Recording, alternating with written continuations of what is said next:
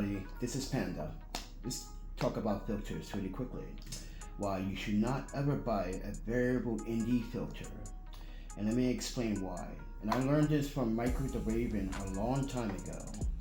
And that's because variable ND filters, like this one, the Zombie ND that I bought back in 2016, 2017, I sold over 2,000 of these units.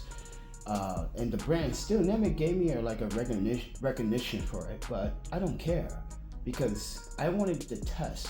This ND filter had a green shift, and I'm going to say this right now that variable ND filters are not color neutral, and that's because the market materials from a lot of manufacturers, they don't explain to you why that is. And I don't recommend, as a filmmaker, using a variable ND filter. So with that said, everyone, I'm the ThePandaPhotographer. You should go buy yourself some Raven filters. So this Raven filter set was sent to me for free. This is a retail value of $500. And thank you, Raven Filters, for sending this out to me for this assessment. But I just want to talk to the filmmakers and also the photographers why you should always use a standardized ND filter. A 3-stop, 6-stop, 10-stop, and now we have 15 stops, 18 stops, 20 stops from the Raven filter line, which is going to be amazing. But did you know that you can create your own variable ND filters by adding two polarizers together, right? To create a 3-stop ND filter. It could be between 3 to 5 stops. But the reason why, as a filmmaker, you want to add a simple 3-stop filter, easy, is because it is actually color neutral. But a variable ND filter like this is not color neutral. This will mess up all your colors. This will literally give you a headache in post-production if you're a filmmaker and you realize the ND filter just did not give you the quality that you wanted, the color boost that you wanted. Don't get me wrong, the Raven filters are nearly perfect and they do have slight color adjustments, but it is, to me, I don't see it. I have a very good color eye or an eye for color, but when I shoot photos, when I use these filters for video, I don't have a problem because I'm always setting my white balance always before I shoot video. So that's important. So with that said, everyone, listen, it's important that you do not ever buy one of these variable ND filters. It doesn't matter what manufacturer you buy it from. They're not going to be honest enough to tell you that it is not color neutral. These things cost like from $120 to $400 just for one filter. You see this filter set, including this set on the IRIX 150? All of this was $500. Mind you, I didn't pay for it. It was free. Thank you, Michael, for sending this to me.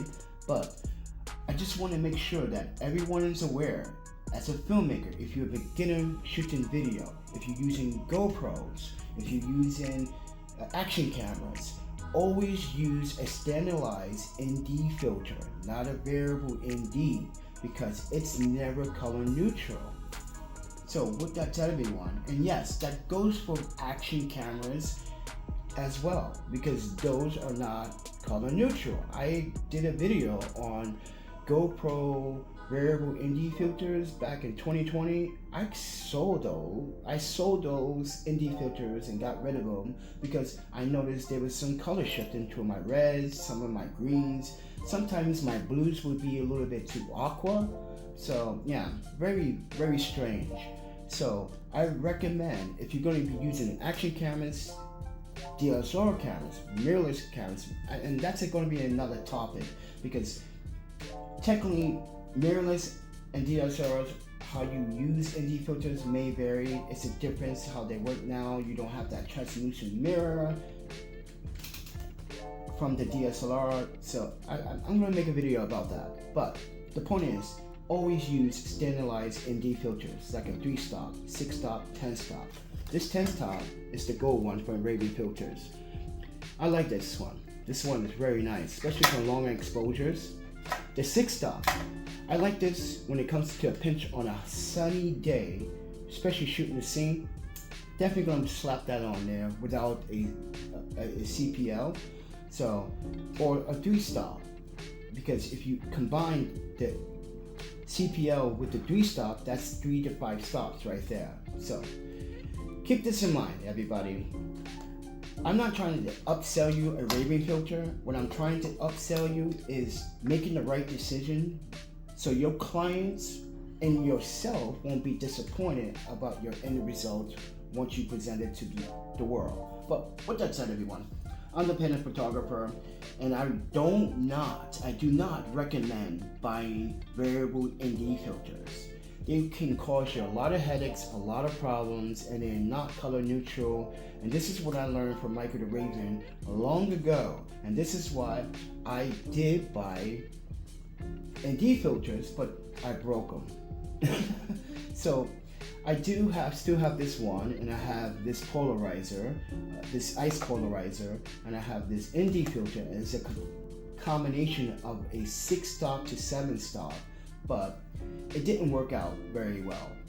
A lot of color shifting, a lot of green color shifting was the problem. With the Maven filters, I'm not saying they're perfect. I'm saying that they're way better, and absolutely way better than any of these variable ND filters on the market today. It doesn't matter if you from TIFF, from Singular, doesn't matter what ND filter manufacturer. Variable ND filters do suck. So with that said, everyone, I'm the Panda Photographer, and I hope you learned something today. And please just buy a 3-stop, 6-stop, 10-stop ND filter for your video or photography needs. Trust me, it's gonna help you understand why you should never buy a variable ND filter. But with that said, everyone, thank you Maven Filters for sending this out to me. Love these filters, by the way, and can't wait to get the 15, 18, 20 stop for some of you guys out there. And you got the dark LP CPLs now for Maven Filters that has been announced. So I'm pretty satisfied with the quality of these filters. So with that said, everyone, I'm Panda. See ya.